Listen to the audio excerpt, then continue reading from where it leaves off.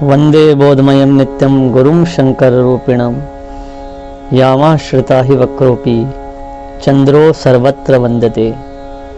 हा नाथ Ramana पृष्ठा quasi quasi महाभुजा दास्यस्ते कृपणा यामे सखे दर्शय सन्निधिम। सभी हरि भक्तों को जय श्री कृष्ण, जय श्री राधे। मैं आचार्य राहुल देवभूमि उत्तराखंड से आप सभी की मंगल की कामना करता हूं। सज्जनों, आज बात करेंगे कि कलयुग का वास किन किन स्थानों पर है। तो श्रीमद् भागवत जी में अगर प्रवेश करें तो राजा परीक्षित ने 4 स्थान मुख्य रूप से कलयुग को दिए और फिर कलयुग के कहने पर, निवेदन पर 5वां स्थान भी दे दिया। लेकिन कई लोग क्या इस बात को जानते हैं कि वो 5वां स्थान कौन सा है? तो आइए इस वीडियो के अंतिम तक बने रहें और ध्यान पूर्वक सुनें। तो श्रीमद् भागवत जी का ये श्लोक है, द्यूतम पानम स्त्रियम सूनाम यत्रास धर्म चतुर्विधा। श्रीमद् भागवत जी में कहते हैं कि कलयुग को राजा परीक्षित ने 4 स्थान दिए। कौन कौन से हैं? श्लोक से हम शुरुआत करें। द्यूतम पानम स्त्रियम सूनाम यत्रा धर्म चतुर्विधा। 4 स्थान कलयुग को कौन कौन से दिए? पहला, द्यूतम अर्थात जहां जुआ खेला जाता हो। जहां जुआ खेला जाता हो वह मुख्य रूप से कलयुग का वास होता है, और जो जुआ खेलता है उसके अंदर भी कलयुग प्रवेश कर जाता है। प्रेम से बोलो जय श्री कृष्ण। दूसरा, पानम, पान अर्थात मदिरा, शराब। जहां शराब बेची जाती हो,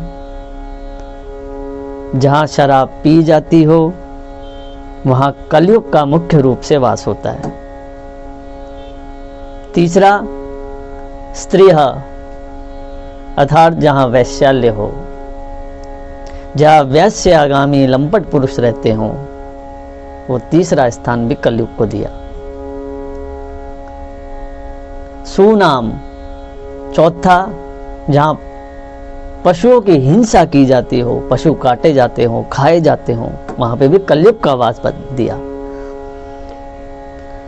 जब ये 4 स्थान कलयुग को दिए गए तो कलयुग प्रार्थना करने लगा परीक्षित महाराज से कि हे राजन, जैसा मेरा रूप है वैसे ही तुमने मुझे 4 स्थान दिए, लेकिन कोई एक सुंदर सा स्थान तो दीजिए।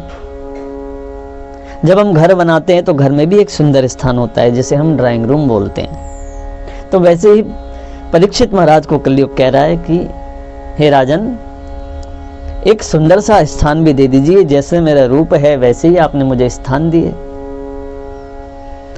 तो राजा परीक्षित ने पूछा, भाई तुम्हारे अंदर ऐसा क्या गुण है जो मैं तुम्हें अच्छा स्थान दूं? तो कलयुग कहता है कि प्रभु, मेरे अंदर एक बहुत सुंदर गुण है।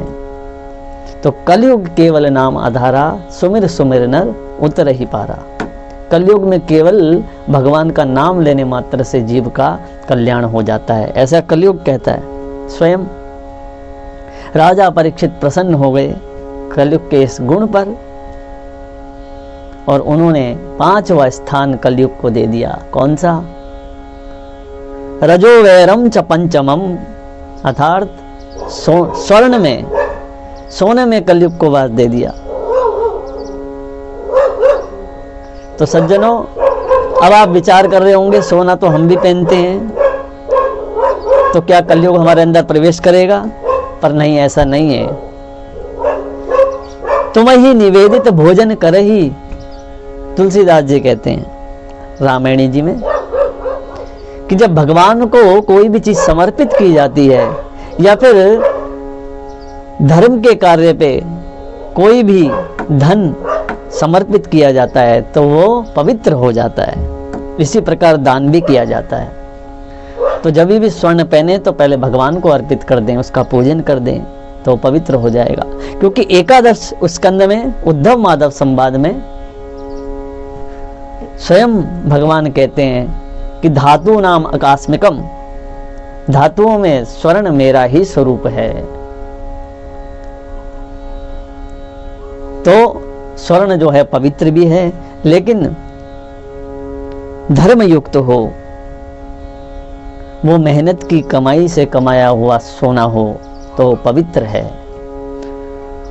और एक रूप से अगर इसको बात को जाने तो भगवान को समर्पित करें, पूजन करें और उसके बाद स्वयं धारण कर लें तो उसका दोष नहीं लगेगा। तो 5 स्थान पे कलयुग रहता है। बड़े विचार से, बड़ी बुद्धिमानी से अपने जीवन को व्यतीत करें, क्योंकि बड़ा सुंदर जीवन मिला है और इस सुंदर जीवन में भी भगवान का भजन ना हो तो ये जीवन किसी काम का नहीं। जय श्री कृष्ण। जय